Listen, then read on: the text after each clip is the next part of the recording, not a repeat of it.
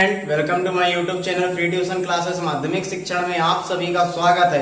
आपको बता दें, इस चैनल में माध्यमिक शिक्षा मंडल और राज्य शिक्षा केंद्र द्वारा प्रसारित की गई एनसीईआरटी सिलेबस पर कक्षा 8वीं 9वीं एवं 10वीं की गणित की बुकों का अध्ययन किया जाता है। तो आइए स्टूडेंट, हम आज स्टार्ट करते हैं आज की क्लास। तो आज की क्लास में आपके लिए क्या है, आज की जो क्लास है कक्षा 8वीं गणित की प्रश्नावली 3.2 की आज हम क्लास स्टार्ट करने जा रहे हैं। हम आपको बता दो, इससे पहले हमने अध्याय 3 का परिचय और प्रश्नावली 3.1 का अध्ययन कर चुका है। तो आइए अब स्टार्ट करते हैं प्रश्नावली 3.2। यदि आपने प्रश्नावली 3.1 नहीं पढ़ा है तो आप नीचे डिस्क्रिप्शन में उसकी लिंक डली हुई है, आप वहां से उसे पढ़ सकते हैं। तो आइए देखते हैं आज की प्रश्नावली 3.2।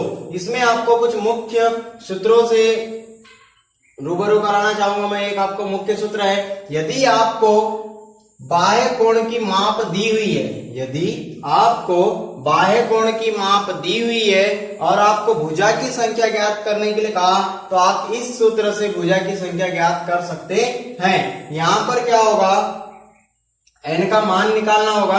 आपको बाह्य कोण दिया रहेगा तो बाह्य कोण बराबर 360/n, और अंत कोण दिया रहा तो आप अंत कोण से भी भुजा की माप ज्ञात कर सकते हैं इस फॉर्मूले के थ्रू। इसमें भी आपको अंत कोण के स्थान पर अंत कोण ही रखना होगा। अंत कोण जैसे आपको कुछ दिया है 60 अंश, तो 60 अंश बराबर इतना, और n क्या होगी, भुजाओं की संख्या, यानी हमको जो मान ज्ञात करना होगा इसमें n का ही करना होगा। इसके पहली वाली प्रश्नावली में आपने देखा था कि आपको भुजाओं की संख्या दी हुई थी तो अंतःकोण और बाह्य कोण ज्ञात करना था और विकर्ण ज्ञात करना था। लेकिन यहाँ पर आपको कोणों की माप दी हुई है, आपको क्या ज्ञात करना है, भुजा की माप ज्ञात करना है। तो आइए हम इसके ऊपर एक एग्जाम्पल करते हैं। एक एग्जाम्पल, यदि आपको अंतःकोणों की माप बाह्य कोणों की माप दी हुई है 45 अंश, आपके पास बाह्य कोण की माप दी हुई है कितनी, 45 अंश। आपको इस फॉर्मूले में मान रखना है, तो ये हो जाएगा 45 अंश बराबर 360 अंश बटे n। इस तरह से आप मान रखेंगे इसमें भी और इसमें भी। उसके बाद आप देखेंगे भाग वाली संख्या का पक्षांतर गुणा में, तो 45 अंश n हो जाएगा बराबर 360 अंश। फिर भाग का गुणा का पक्षांतर भाग में, तो n बराबर 360 बटे 45, और आप इसे अब 45 से काट दीजिए, इसे आप 45 से काट दीजिए तो आपको क्या मिलेगा, आपका आंसर मिल जाएगा। तो काटिए 45 से, 45 दूनी 90, ये कितना है, 360 अंश है। 45 दूनी 90 और 45 × 180 अंश, यानी कि 8 बार में ये कट जाएगा, 8 बार में कट जाएगा। 45 8 360 अंश, 45 गुणित 8, 5 8 40 की शून्य हासिल का है 4, 8 6 32 और 4 36। 45 8 360 अंश, ये कितने बार में कट जाएगा, 8 बार में। यानी कि आपको जो भुजाओं की संख्या, यदि आपके पास 45 अंश का कोण है, एक कोण, और प्रत्येक कोण 45 अंश के हैं, तो भुजा कितनी होगी, उसमें 8 भुजाएं होंगी। वह जो चतुर्भुज बनेगा कितने भुजाओं वाला बनेगा, 8 भुजाओं वाला बनेगा। इसी तरह से आप आगे प्रश्नावली में भी क्वेश्चन सॉल्व करेंगे। तो आइए स्टूडेंट, अब स्टार्ट करते हैं प्रश्नावली इन सूत्रों के साथ में। तो प्रश्नावली का पहला क्वेश्चन क्या है, आपको आपकी बुक में दिया हुआ है प्रश्नावली का पहला क्वेश्चन। इसमें आपको निम्नलिखित आपको कुछ आकृतियां दी हुई है। इसमें क्या करना है, x का मान ज्ञात करना है। क्या करना है, x का मान ज्ञात करना है। तो आइए देखते हैं इसमें पहली आकृति क्या है। प्रश्न क्रमांक 1 की पहली आकृति, आपको यहाँ पहली आकृति दी हुई है कुछ इस तरह से।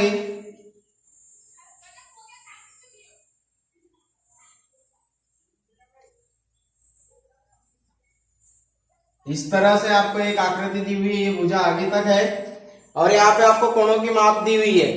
क्या क्या दिया हुआ है, 125, ये दिया हुआ है 125 अंश। फिर एक बाह्य कोण दिया हुआ है 125 अंश, ये भी दिया हुआ है 125 अंश। फिर आपको क्या दिया हुआ है, एक x दिया हुआ है, ये यहाँ पर ये x का हमको क्या करना है, मान ज्ञात करना है। तो हम किस तरह से मान ज्ञात करेंगे, आपको पता है त्रिभुज के बाह्य कोणों का योग कितना होता है, 360 अंश। तो आप क्या कीजिए, 360 से इसे घटा दीजिए तो भी आपका आंसर मिल जाएगा 250। इसको आप जोड़ेंगे तो ये हो जाएगा 250 और 300 से घटाएंगे तो कितना आ जाएगा।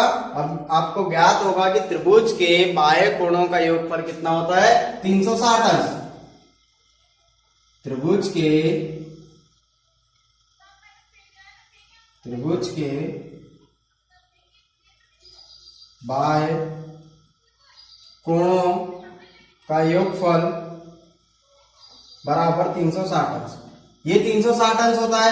यदि आप 360 में से इन दोनों को जोड़ के घटा देंगे तो भी आपका आंसर आ जाएगा 360 बराबर 125 प्लस 125 प्लस x, तो ये हो गया 360 बराबर 250 प्लस x।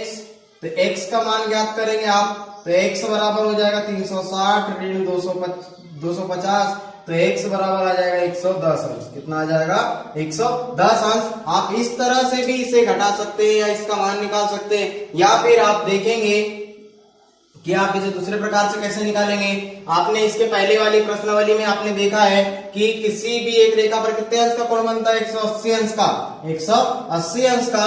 तो आप 125 में से इस 180 को घटाएंगे रैखिक युग्म से 125 कोण A, इनके मान दे दीजिए A B C प्लस कोण A बराबर 180 अंश और 100 कोण A बराबर 180 ऋण 125, तो कितना बचेगा कोण A बराबर ये 10 में से 5 गए 5, 7 में से 2 गए 5 और 1 में से 1 गया 0, यानी कितना आ गया ये 55 अंश। कितना आ गया 55 अंश। तो ये 55 अंश आया, तो ये भी 55 अंश आएगा क्योंकि इसका भी बाह्य कोण कितना है 125 है, तो ये आ गया 155 अंश। अब आप त्रिभुज के तीनों अंतः कोणों का योग कितना होता है 180 अंश। त्रिभुज के तीनों अंतः कोणों का योग कितना होता है 180 अंश। आपने रैखिक युग्म से निकाला, कहां से निकाला रैखिक युग्म से। ऐसे ही कोण B का भी मान आ जाएगा 55 अंश। तो अब आपको पता है कि त्रिभुज के अंतः कोणों का योग, त्रिभुज के अंतः कोणों का योगफल बराबर कितना होता है 180 अंश होता है। तो आप जब ये 1 2 और ये 3 को जोड़ेंगे तो ये हो जाएगा 55 धन कोण C बराबर 180 अंश। इस तरह से जोड़ेंगे तो आपके पास देखिए 155 है ये सॉरी सिर्फ 55 और 55 ये कितना हो जाएगा 110। कितना हो जाएगा 110, 5 दाएं 5 5 10 के 69 का है 5 5 10 और 11 प्लस कोण C बराबर 180 अंश और कोण C बराबर 180 ऋण 110, तो ये हो जाएगा कोण C बराबर कितना हो जाएगा ये, यहां से जब 110 घटाएंगे तो ये हो जाएगा 70 अंश। तो ये जो कोण निकल के आएगा कोण C बराबर कितना आएगा 170 अंश। और आप देख लीजिए 170 में 70 में 110 को जोड़ करके 180 अंश होता है। और आप इस तरह से भी अब आप निकाल सकते हैं, आपके पास 70 अंश आ गया। अब फिर क्या करेंगे आप रैखिक युग्म से आपको x की वैल्यू निकालनी है। रैखिक युग्म से यदि आपको x की वैल्यू निकालनी है तो आप कैसे निकालेंगे, आप देखेंगे कि 70 धन x बराबर 180 अंश, तो ये x बराबर 180 ऋण 70 हो जाएगा। ये रैखिक युग्म से आपने पहले ही इसका आंसर निकाल लिया 110, फिर x बराबर ये भी आ गया 110। तो आप इस रूप में भी आंसर ज्ञात कर सकते हैं, ऐसे कि त्रिभुज के तीनों कोणों का योग, तीनों कोण निकाल लिए बाह्य कोण के द्वारा। उसके बाद आपने देखा कि एक एक कोण निकाले, कोण A कोण B कोण C, फिर तीनों कोणों को जोड़ा और फिर आपने एक रैखिक युग्म का अप्लाई किया यहाँ पर कोण C पर, और फिर आपने x का मान निकाले 180 से 70 को घटा दिए। क्योंकि आपको पता है कि इस पूरे एक सरल रेखा पर एक बिंदु पर 180 अंश का कोण बनता है, तो यहाँ पर यदि 70 का बना है तो इधर 180 से कम का होगा, तो 180 से 70 कम होगा, तो 180 से 70 घटाए तो कितना है 110 आया। तो x का मान यहाँ पे भी 110 आया और यहाँ पे भी 110 आया।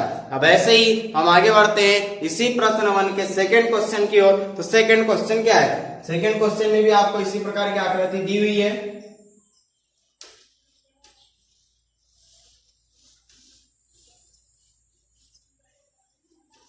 देखते हैं अब सेकंड क्वेश्चन। इस प्रकार की एक आकृति दी हुई है आपको, यहाँ पे एक 90 अंश का कोण है, ये कुछ इस तरह से। फिर आपको ये सरल रेखा ऊपर तक गई हुई है, फिर यहां से एक और कोण बना हुआ है इस तरह से, फिर और एक 90 अंश का कोण है यहाँ, ये जो कोण है ये 90 अंश का है। फिर उसके बाद आपको एक और रेखा दी हुई है कुछ इस तरह से, ये लाइन यहाँ। तो इस तरह से आपको एक आकृति दी हुई है। तो आपको यहाँ पे कुछ कोणों की माप दी हुई है, आपको बाकी कोणों के माप ज्ञात करना है। तो कैसे करेंगे, ये जो कोण दिया हुआ है ये 60 अंश, ये तो 90 अंश हो गया। यहाँ पे यहाँ नाम दे दीजिए ए बी सी और ये डी और ये ई। फिर क्या है, फिर 70 अंश, फिर एक्स, फिर ये 70 अंश हो गया, फिर ये क्या हो गया, ये एक्स हो गया, ये एक्स हो गया। और इस तरफ यहाँ पे आपको 90 अंश दिया हुआ है, समकोण है तो 90 अंश होगा। तो इस तरफ भी आप डेफिनेटली लिख सकते हैं कितने अंश होगा, 90 अंश होगा। और आपको पता है पंचभुज के चारों कोणों का योगफल। आपको यहाँ पे x का मान ज्ञात करना है, यहाँ पे क्या करना है, यहाँ पर भी आपको x का मान ज्ञात करना है। तो कैसे करेंगे, अब देखिए आप यहाँ ज्यादा सोचने की आवश्यकता नहीं है, आपने अभी तक जिस प्रकार से निकाला उसी प्रकार से निकाल सकते हैं। एक तो इन चारों का जोड़ दीजिए, 360 से घटा दीजिए, या फिर आप इनका अंदर का, ये जो अंदर के जो कोण है इनका मान ज्ञात कर लीजिए, ये अंदर के कोणों का मान ज्ञात कर लीजिए और इसका मान ज्ञात कर लीजिए, इस कोण का और इस कोण को आप ज्ञात कर सकते हैं। तो हमें चाहिए x की वैल्यू। तो आप जानते हैं रैखिक युग्म से ये कितना है, 70 अंश, और इसे आप 180 से घटाएंगे तो यहाँ बचेगा 110 अंश। आपको पता है 180 से घटाएंगे इसे तो यहाँ अंदर का कोण कितने अंश का हो जाएगा, 110 अंश का। ये है 90 अंश का, तो अंदर का कोण भी 90 अंश का होगा। अंदर का कोण भी कितना होगा, 90 अंश का। ये 60 अंश का है तो ये अंदर का कोण हो जाएगा 120 अंश का। अब आपको क्या ज्ञात करना है, आप देखिए कितनी भुजाएं हैं, 1 2 3 4 5, कितनी भुजाएं हैं, 5 भुजाएं हैं। और आपने इसके पहले ज्ञात किया है कि 5 भुजाओं वाले कोणों का, जो 5 भुजाओं का चतुर्भुज होता है पंचभुज, उसके अंतर कोणों का योगफल कितना होता है, 540 होता है। कितना होता है, 540 होता है। और आप देखेंगे आपको अंतर कोण में 1 2 3 4 ही माप दिए, कोण सी का माप ज्ञात करना है। ये हो जाएगा कोण ए प्लस कोण बी प्लस कोण सी प्लस कोण डी प्लस कोण ई बराबर 540 अंश। कितना हो जाएगा, 540 अंश हो जाएगा। उसके बाद आप देखेंगे कोण ए बराबर आपको माप दी हुई 90 अंश प्लस कोण बी बराबर 110 अंश प्लस कोण सी बराबर आपको ज्ञात करना है, कोण डी बराबर आपको दिया हुआ है 90 अंश और कोण ई बराबर दिया हुआ है 120 अंश बराबर 540 बराबर 540 अंश। अब आप जोड़िए इसको, कोण सी का मान आपको मिल जाएगा 90 90 180, 110 और 120 धन 230 धन कोण सी बराबर 540 अंश। और आप देखेंगे कि 180 और 230 कितना होता है, तो 0 से 0 8 9 10 11 की 1 हासिल का 1, तो ये हो जाएगा 3 और ये 410 प्लस कोण सी बराबर 540 अंश। तो ये हो गया कोण सी बराबर 540 ऋण 410। तो कितना बचेगा, आप कोण सी बराबर 0 0 4 में से 1 गया, 3 5 में से 4 गया 1, यानी कोण सी का मान कितना आ गया, 130 अंश। कितना आया, 130 अंश आया। तो x का मान कितना आएगा, अब आप ज्ञात कर सकते हैं। आपने निकाल लिया है अंतकोण और आप देखेंगे कि एक रैखिक युग्म में कितने अंश का कोण बनता है, 180 अंश का। तो आप x प्लस 130 बराबर 180 अंश, तो कितना होगा, x बराबर 180 ऋण 130, तो x बराबर हो जाएगा आपके पास, आप यहाँ देखेंगे x बराबर आपके पास बचेगा 50 अंश। यानी कि इस x का मान आपने कितना निकाला, 50 अंश। इस x का मान कितना निकाला आपने, 50 अंश। तब ऐसे ही आई होप आपको ये समझ में आया होगा और इसमें ज्यादा समझने वाली कोई आवश्यकता नहीं है। आपको हर समय वही एक नियम को लागू करना है, उसी तरह का प्रश्न है वैसे ही हल करना है। इसके पहले आपने प्रश्नावली 3.1 में भी कुछ इस तरह की आकृतियों में x y z के मान निकाले थे। अब ऐसे ही हम बढ़ेंगे क्वेश्चन नंबर 2 की ओर। कि क्वेश्चन नंबर 2 क्या है, क्वेश्चन नंबर 2 में आपको एक समबाहुभुज के प्रत्येक बाह्य कोण की माप दी हुई है। तो आप समबाहुभुज में प्रत्येक बाह्य कोण का माप ज्ञात करना है। क्या करना है? प्रत्येक बाह्य कोण का माप ज्ञात करना है। आपको भुजाओं की संख्या दी हुई है। आपको भुजाओं की संख्या क्या है? दी हुई है। तो अब देखते हैं सेकंड क्वेश्चन। सेकंड क्वेश्चन में करना क्या है? आपको क्या है? भुजाओं की संख्या दी हुई है, आपको अंतःकोण और बाह्य कोण ज्ञात करना है। यह है प्रश्न क्रमांक 2। इसमें पहला क्वेश्चन क्या है? आपको भुजाओं की संख्या दी हुई है 9 और एक है 15। यहाँ पहले क्वेश्चन में दी हुई है 9, दूसरे क्वेश्चन में दी हुई है 15 और आपको ज्ञात क्या करना है? बाह्य कोण। n यानी भुजाओं की संख्या होती है n बराबर भुजा की संख्या। ठीक है, आपको यदि बाह्य कोण दिया रहा या भुजा की संख्या दी रही, यदि आपको भुजा की संख्या दी है तो आप बाह्य कोण ज्ञात कर सकते हैं, बाह्य कोण दिया हुआ है तो आप भुजा की संख्या ज्ञात कर सकते हैं। आपने एग्जाम्पल में भी देखा था एक एग्जाम्पल, तो इसे आप हल करेंगे। इसमें आपको बाह्य कोण की माप ज्ञात करना है। 360 बटे n बराबर कितना दिया हुआ है? हमारे पास भुजा की संख्या 9 है, 9 चौ 36 और 4 9 0 0, यानी इसका जो बाह्य कोण की माप हो गई वह कितनी हो गई? यदि 9 भुजाओं वाली आकृति है तो उसमें जो एक बाह्य कोण बनेगा कितने अंश का बनेगा? 40 अंश का बनेगा। अब ऐसे ही 15 में देखते हैं, इसमें भी वही ज्ञात करना है। 360 बटे 15 बराबर कितना हो जाएगा? 15 दूनी 30, 15 दूनी 30 बचा 6, 15 चौके 60। कितना अंश हो गया? 24 अंश। इसमें जो बाह्य कोण बनेगा एक, कितने अंश का बनेंगे? प्रत्येक 24 अंश के बाह्य कोण बनेंगे, यानी 15। 24 अंश के कितने बनेंगे? 15 बनेंगे। और ये 40 अंश के कितने बनेंगे? 9 बनेंगे।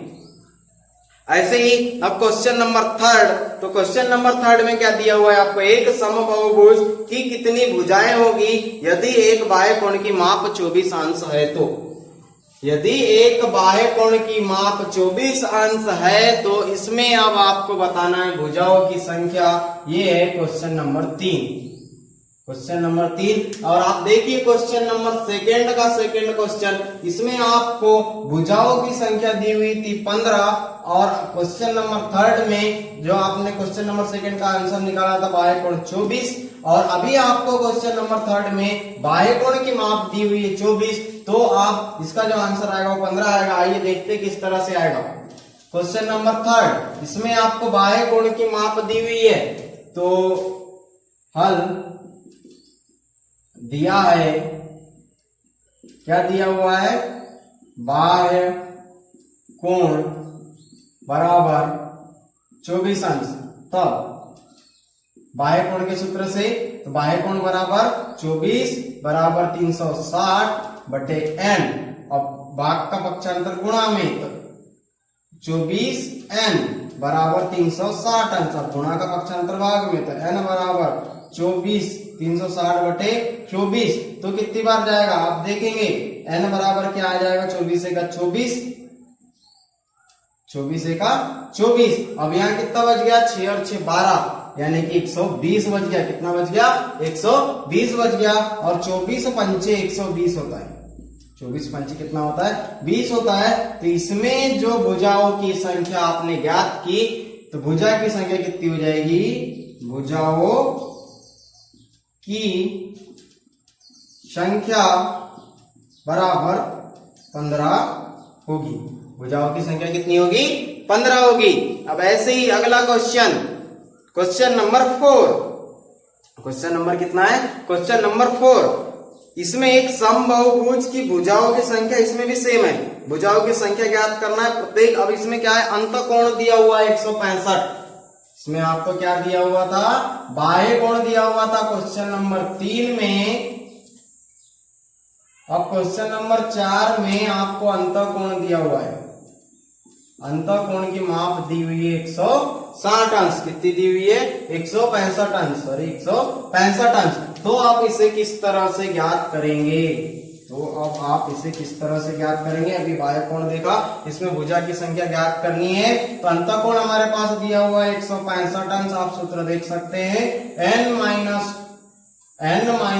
2 इंटू 180 अंश बटे n गुणा वाली संख्या भाग वाली संख्या का पक्षांतर गुणा में तो 165n बराबर 180n। अब कोष्टक के अंदर गुणा करेंगे और ये हो जाएगा ऋण 360 अंश। 180 गुणित 2 ऋण 360 अंश। कोष्टक के अंदर गुणा किया हमने 180n और 360 और एक भाग वाली संख्या का पक्षांतर किए गुणा में। अब क्या होगा आप ये देखेंगे n और ये n है, इनमें से आप घटा सकते हैं 165n ऋण इसका पक्षांतर होगा धन वाली संख्या का पक्षांतर ऋण में 180n बराबर 360 अंश बराबर कितना हो गया 360 अंश। अब 165 में से 180 गए तो कितना बचेगा आप देखेंगे असामान्य चिन्ह वाली संख्या है, घटेगी, बड़ी संख्या का चिन्ह लगेगा, बड़ी संख्या का क्या लगेगा चिन्ह लगेगा। तो 180 में से 165 को घटाइए आपके पास 15 बचेगा। कितना बचेगा 15। एन बड़ी संख्या का चिन्ह लगेगा सामने माइनस इजिकल टू माइनस 360 अंश। ये माइनस कहां से आया तो आप देखेंगे 180 एन के बाद क्या था ऋण 360 अंश था, ऋण 360 अंश था, ये वही माइनस है, इस माइनस से माइनस कैंसिल। अब एन बराबर 360 बटे 15 360 बटे 15 15 दूनी 30 बच गया आपके पास 60 और 15 चौके 60। तो इसका आंसर कितना आया 24 अंश। अतः आप यहां लिख सकते हैं अतः भुजाओं की संख्या बराबर 24 होगी। बराबर कितनी होगी 24 होगी। और ये था क्वेश्चन नंबर 4। ये कौन सा क्वेश्चन था क्वेश्चन नंबर 4। अब ऐसे ही हम आगे बढ़ेंगे क्वेश्चन नंबर 5 की। फ्रेंड क्या है क्वेश्चन नंबर 5। क्वेश्चन नंबर 5 क्या है यहाँ आपको पहला क्वेश्चन में ये बताना है आपके इसमें दो पार्ट है, एक ए और दूसरा क्या है बी है। तो ए और बी इसमें आपको पहले में बताना है कि क्या ऐसा समबहुभुज संभव है। समबहुभुज बोल रहा है वो कौन सा बहुभुज समबहुभुज जिसकी भुजाएं समान हो जिसके कोण समान हो, यानी कि समबहुभुज क्या है ऐसा समबहुभुज संभव है जिसका बाह्य कोण आपको यहाँ बाह्य कोण दिया हुआ है। बाह्य कोण कितना है 22 अंश हो। कितने अंश हो 22 अंश हो। हमारे पास क्या दिया हुआ है बाह्य कोण, हमारे पास सूत्र क्या है बाह्य कोण। अब इसमें देखते हैं क्या ये ऐसा संभव होगा, भुजाओं की संख्या एक्यूरेट निकलनी चाहिए। तो बाह्य कोण बराबर 22 बराबर 360 बटे n, तो ये हो गया 22n बराबर 360। तब क्या होगा n बराबर 360 बटे 22 इस तरह से होगा। तो आप इसे काटेंगे 22 दूनी 44 होता है, तो 22 एका 22 22 एका 22 8 और 6 14 यानी आप बच गए 140। कितना बच गया 140। तो 22 दायम होता है 120, 22 दायम होता है 120।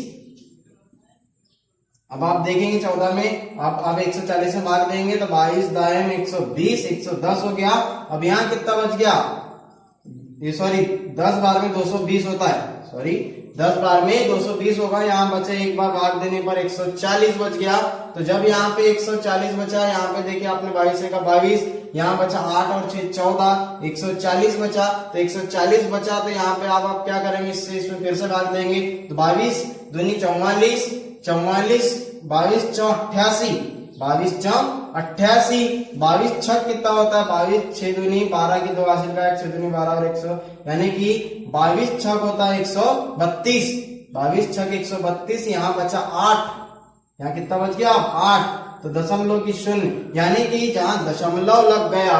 अब यहाँ 22 दिया 66।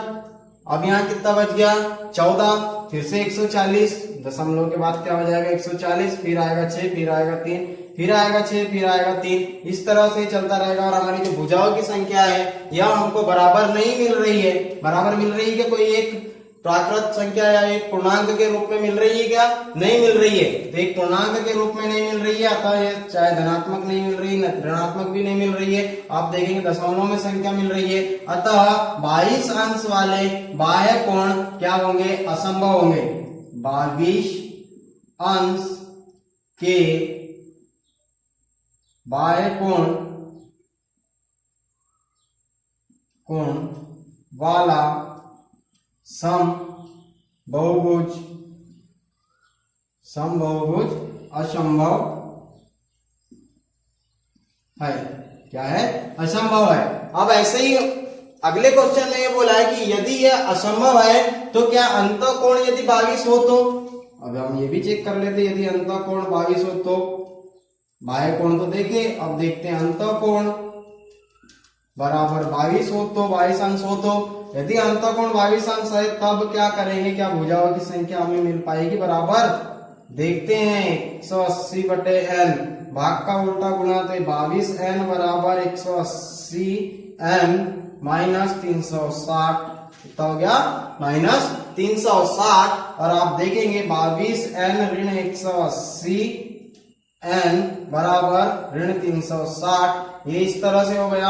अब आप इसे आगे हल करेंगे, यहाँ देखेंगे कि 180 में से 22 जाएंगे तो कितना बचेगा, 10 में से 2 गए तो 8, यहाँ कितना बच गया, 7 में से 2 गए 5, और ये 1 यानी कि 158n, ये माइनस लगेगा बड़ी संख्या के सामने का चिन्ह, और पहले से इधर 360 अंश, ये ऋण से ऋण कैंसिल, तो n बराबर 360 अंश बटे 158, कितना हो गया 158, और 158 दुनी कितना होता है, 158 में यदि 2 से भाग देंगे, ये 360 में यदि 158 में 2 बार भाग देंगे तो 8 दूनी 16 की 6 हासिल का 1, 5 दूनी 10 और 1 11, और 2 का 2 और 1 12, कितना हो गया 216, कितना हो गया 216, 8 का 8, 8 दूनी 16, अब 3 बार दे करके देखते हैं, 3 आते 24 की 4 हासिल का 2, 5 3 15, और 16 17 की 7 हासिल का आया 1, 3 का 3 और 1 4, ये ज्यादा हो जाता है, ये क्या होता है ज्यादा हो जाता है,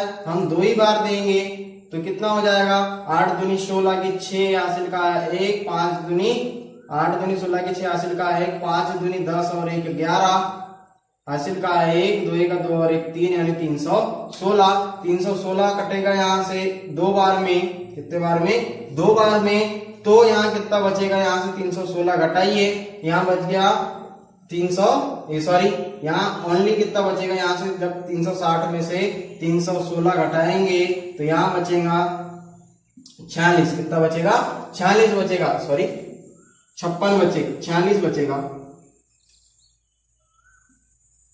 44 बचेगा, कितना बचेगा 44 बचेगा, और यहाँ फिर आप 44 में यदि भाग देंगे, यहाँ से इसको काटे 2 बार 44 बचा, 44 में यदि भाग देंगे तो आपको 0 लगाना पड़ेगा यानी कि दशमलव लगेगा, अतः इस तरह का इस अंश का जो बाह्य कोण है यह भी संभव नहीं है, अतः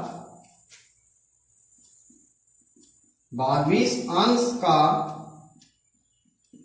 अंतःकोण संभव नहीं है, क्या है संभव नहीं है। तो आपने देखा ज्ञात करके कि हमें एक किसी भी प्रकार का पूर्णांक एक प्राप्त नहीं हो रहा था, अच्छा भुजाओं की संख्या हमें पूर्णांक के रूप में चाहिए, तो आपने देखा कि 22 अंश का बाह्य कोण में भी हमें एक पूर्णांक के रूप में संख्या नहीं मिल रही है, दशमलव में प्राप्त हो रही है, और अंतःकोण में भी देखा कि हमें संख्या किस में प्राप्त हो रही है, दशमलव में प्राप्त हो रही है, अतः इस अंश के ना तो बाह्य कोण हो सकते ना ही अंतःकोण हो सकते।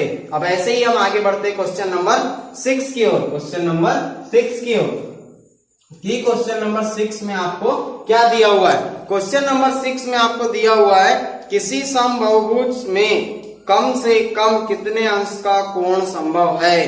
तो आपको पता है कि किसी समबाहुभुज में कम से कम कितने अंश का कोण संभव है यह पूछा है।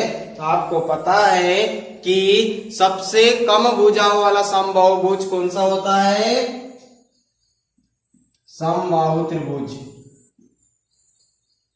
सबसे कम भुजाओं वाला, इसमें भुजाएं होती है 3 और इसके तीनों कोणों का माप होता है 60 अंश, यानी कि 60 अंश के 3 कोण होते हैं, अतः सबसे कम अंश वाला जो कोण बनेगा कितने अंश का बनेगा, 60 अंश का बनेगा, सबसे कम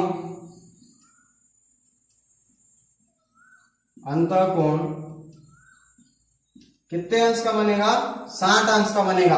अब ऐसे ही इसी में अगला पार्ट दिया हुआ है किसी समबाहुभुज के अधिक से अधिक कितने अंश का बाह्य कोण बन सकता है, ये क्या हो गया अंतःकोण। अब पूछा है कि बाह्य कोण कितने अंश का बन सकता है, तो आपको पता है कि एक सरल रेखा पर कितने अंश का कोण बनता है, 180 अंश का कुल कोण बनता है। यदि इसमें से हम 160 अंश को निकाल दिए तो यहाँ कितना बच जाएगा 120 अंश। यानी अंदर का कोण यदि 60 अंश का है, आपने देखा अंतर कोण कितना है 60 अंश का सबसे कम है, तो जो बाह्य कोण बनेगा कितने अंश का बनेगा 120 अंश का। तो सबसे कम